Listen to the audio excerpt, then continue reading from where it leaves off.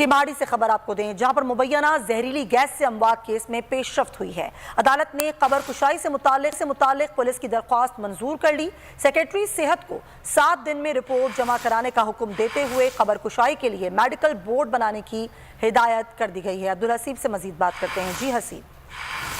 जी बिल्कुल, केमाड़ी मौज कोर्ट में मुबैना जहरीली गैस से हलाकतों के केस में अहम पेशरफ्त ये हुई है कि पुलिस की तफ्तीशी अफसर की जानिब से जो हलाक होने वाले शख्स है उनकी कबर कुशाई से मुतालिक दरख्वास्त थी। उस दरख्वास्त को अदालत ने जो है मंजूर किया है और अदालत ने जो है सेक्रेटरी सेहत को कबर कुशाई के लिए मेडिकल बोर्ड बनाने का हुक्म, अदालती हुक्म में कहा गया है कि तमाम अफराद की मौत की वजह जो है वो जल्द से जल्द जानी जाए और इसके मुतालिक जो है वो 7 रोज में रिपोर्ट जो है वो अदालत में जमा करवाई जाए।